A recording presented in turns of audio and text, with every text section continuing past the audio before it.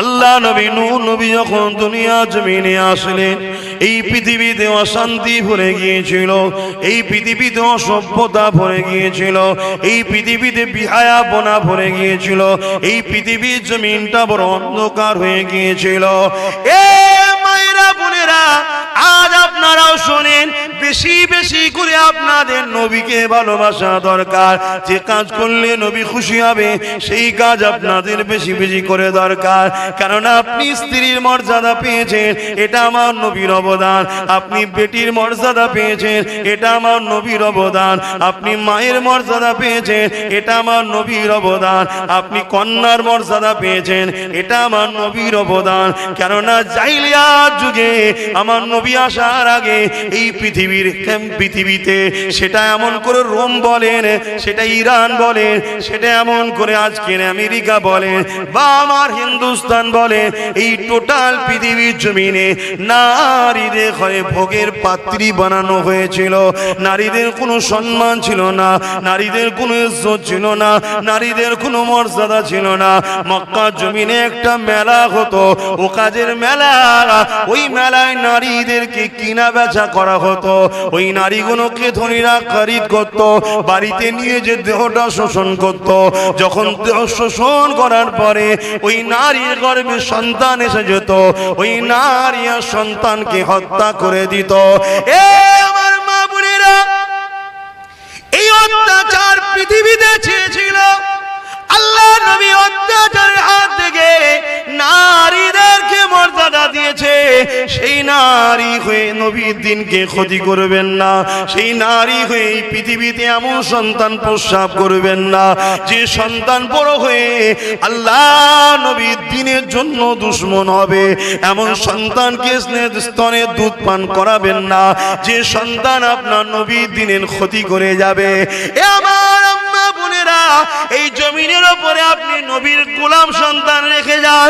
যদি আপনি একটা উপযুক্ত নবীর গোলাম সন্তান বানাতে পারেন, মা, কিয়ামতের দিনে কোনো কারণে যদি আপনি ধরাও পড়ে যান, আপনার বাচ্চা যদি আলেমে হাক্কানি হয়, আপনার বাচ্চা যদি আলেম হাফেজে হাক্কানি হয়, আপনার বাচ্চা যদি নবীর আশিক প্রেমিক গোলাম হয়, ওই বাচ্চা আপনাকে কিয়ামতের দিনে মারে। আল্লাহ দিন বলছি, গল্প বলছি না। আপনার হাতকে ধরে জান্নাতে টেনে নিয়ে যেতে পারবে। আরো জোরে বলুন সুবহান।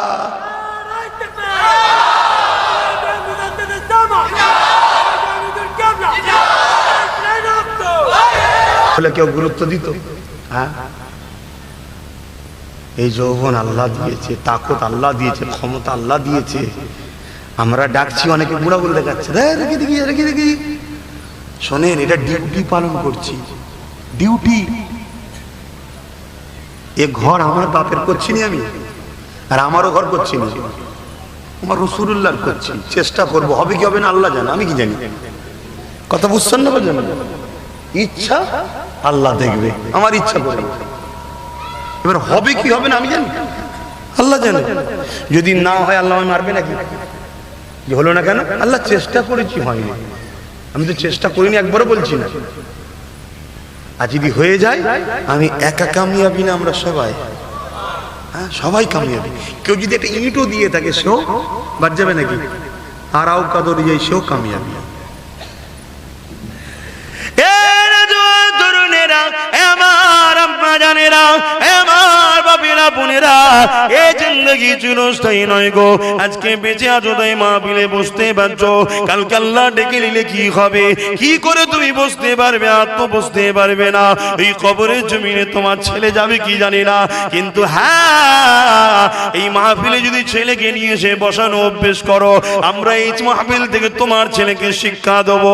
বাবারা বাপ মার কবরের ধারে যাবি, তাদের জন্য দান খায়রাত করবি, তাদের জন্য সবরে সানি করবি, তাদের জন্য কোরআন খতম করবি, তাদের জন্য মসজিদ মাদ্রাসা বানালে দান করবি। এই সওয়াব কোন তোদের বাপ মায়ের কবরে যাবে বাবা। তাদের যদি আযাব হয়ে থাকে, আল্লাহ পাক এই সওয়াবের বিনিময়ে তাদের বাপ মাকে আল্লাহ পাক নাজাত দিয়ে দেয়।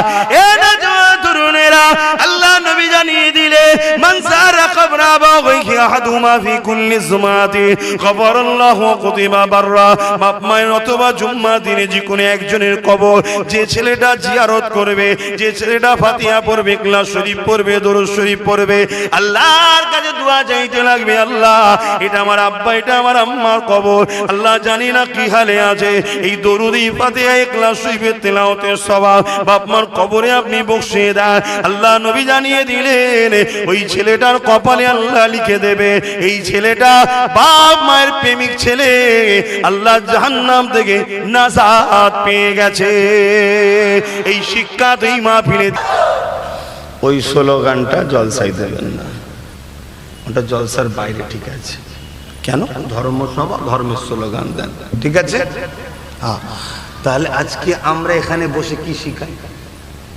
ভালো ছেলে তৈরি করার শিক্ষা দিই তো নাকি? তাহলে আমার মায়েদের উচিত বাচ্চাদেরকে ছোটবেলা থেকে ট্রেনিং দিয়ে, বাবা আলেমদের দরবারে উঠা বসা করবে, আলেমদের পেয়ার করবে, এবং নিজের বাচ্চাগুলোকে কোরআন শিক্ষাও দিতে হবে ছোটবেলা থেকে। কোরআন শিখুক ডাক্তার হোক, কোরআন শিখুক ইঞ্জিনিয়ার হোক, কোরআন শিখুক আইপিএস অফিসার হোক, কোরআন শিখুক জজ হোক, কোরআন শিখুক উকিল হোক। ওটা দুনিয়াদারি শিক্ষা, জেনারেল শিক্ষা সাধারণ, অল্প শিক্ষা, সাধারণ শিক্ষা, ওটা দরকার আছে দুনিয়াদারিতে, ওটা শিখবে। কিন্তু পাশাপাশি আপনার বাচ্চা যেন আল্লাহর কোরআন শেখে। আর আমার আল্লাহ আমাদের জন্য একটা চিঠি পাঠিয়েছে, মেসেজ কোরআন। তার মধ্যে কি আছে জানবেন না? জানার কখনো শখ করেছেন? ছুটেছেন কখন আলেমদের কাছে? কোরআনটা কি বলছে, আল্লাহ কি মেসেজ দিচ্ছে বলেন না গো? আল্লাহ কি আমাদের জন্য খবর দিয়েছেন বলেন? শোনেন, আমরা এখানে শোনাবার জন্য আপনাদের ডাকি, আমরা শোনাই। পুরো কোরআন তো একদিনে শোনানো সম্ভব নয়। বেসিক জিনিসটা আপনাকে বলি, আল্লাহ কোরআনের মধ্যে বলতে লেগেছে, হে মনুষ্য জাতি রে, আমি আল্লাহ তোমাদেরকে সবকিছুর উপরে শ্রেষ্ঠ করলাম। গাছের থেকে শ্রেষ্ঠ, পাহাড়ের থেকে শ্রেষ্ঠ, সূর্যের থেকেও মানুষ তোমরা শ্রেষ্ঠ, চাঁদের থেকে মানুষ তোমরা শ্রেষ্ঠ, পাহাড়ের থেকে মানুষ তোমরা শ্রেষ্ঠ, সাগরের থেকে মানুষ তোমরা শ্রেষ্ঠ। এ আমার বান্দা বান্দি রে, একটা গোলাপ ফুলকে দেখে তোরা এত দিবানা হয়ে যাস, মনে রাখবি আমি আল্লাহ ওই গোলাপ ফুলের থেকে তোদেরকে শ্রেষ্ঠ বানিয়েছি। গোলাপ যখন কুঁড়ি ধরে আস্তে আস্তে ফোটে, তোরা কত আনন্দ হয়ে যাস। এই দুনিয়ার বান্দা বান্দি রে, আমি আল্লাহ ওই ফুলটাকে বড় করেছি, ফুটাচ্ছি, এটা দেখে তোরা কত আনন্দ হয়ে যাচ্ছিস। একবার নিজের দিকে দেখলি না আমি আল্লাহ তোদেরকে কেমন করে ফোটালাম, দুনিয়ার জমিনে পাঠালাম। হাত পা রয়েছে, ক্ষমতা কিন্তু ছিল না। জবান রয়েছে, কথা বলার ক্ষমতা ছিল না। চোখ রয়েছে, দেখার ক্ষমতা ছিল না। কান রয়েছে, শোনার ক্ষমতা ছিল না। আমি আল্লাহ এক এক দিনে এক একটা করে পরিবর্তন করছি, তোদের আস্তে আস্তে ক্ষমতা দিচ্ছি, তোরা পা লড়াচ্ছিস, হামা করে দিচ্ছিস, হাঁটতে শুরু করছিস। আব্বা জানদের বলবো এখন থেকে ছেলেগুলোকে ট্রেনিং দেন। আব্বা জান বলতো এই মুরব্বীদের কথা শুধু বলছি না, তুমি আমিও তো বাপ হয়ে গেছি, তুমি আমিও তো বাপ হয়েছে না। এই যুবকরা বাপ হয়েছে না, এখন তো ট্রেনিং দাও ছেলেদের ঘরে, লিয়েছে লিয়েছে বসা, যে বাপ বসতে হয়, ঘুরতে নাই বসতে হয়, তবে তো শিখবে।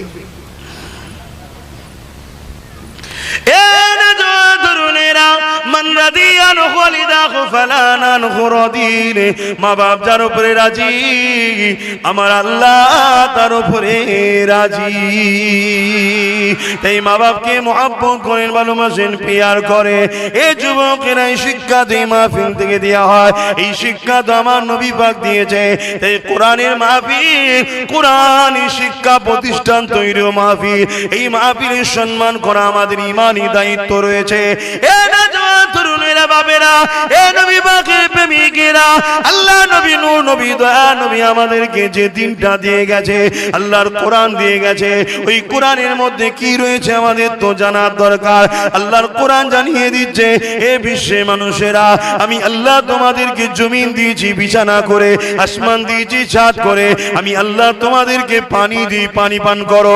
ভেবে দেখুন, আমরা তো বলতে থাকি জীবনের অপর নাম হলো পানি, পানি ছাড়া বাঁচা যায় না, আমরাই তো বলে থাকি।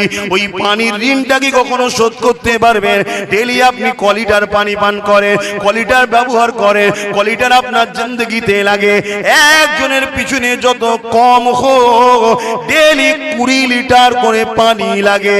আমি 1 লিটার ধরবো, কিন্তু লাগে 20 লিটার। পৃথিবীতে 700 কোটি মানুষ আছে, 700 কোটি লিটার পানি ডেলি আল্লাহ দেয়। ভেবে দেখুন তো আমার আল্লাহ কত দয়ালু, কত মহান। সেই পানি লল দ্বারা শুধু বাড়িতে পৌঁছে দেবে, এটাই নেতারা পারে না, হাঁপিয়ে যায়। অথচ আমার আল্লাহ ডেলি 700 কোটি লিটার পানি মানুষকে খাওয়ায়। এটা তো কম করে বলছি। 1 লিটার খায় নাকি? 1 লিটার খায়, যত কমই হোক গড় 3 লিটার। এক পা দু পা করে যাচ্ছিস, পড়ে যাচ্ছিস, আবার উঠছি। তোরা কাছে দেখতে পাচ্ছিস, আস্তে আস্তে দূরে দেখতে পাচ্ছিস। কেউ ডাকলে শুনতে পেতিস না, এখন তোকে কেউ ডাকলে শুনতে পাস, দূর থেকে শুনতে পাস। নিজের দিকে তাকান, আল্লাহ কত সুন্দর করে আমাদেরকে ফোটাচ্ছে। এই যে বাচ্চা ছেলেটা দাঁড়িয়ে আছে, একটা দিন আমরা এরকম বাচ্চা ছিলাম। আজকে দেখুন কত সুন্দর ক্ষমতাশালী হয়ে গেছি। যৌবন দিয়েছে, আনন্দ দিয়েছে, ফুর্তি দিয়েছে, ভালোবাসা দিয়েছে, চাহাত দিয়েছে, স্বপ্ন দিয়েছে, ইচ্ছা দিয়েছে, কত কিছু আল্লাহ দিয়েছে।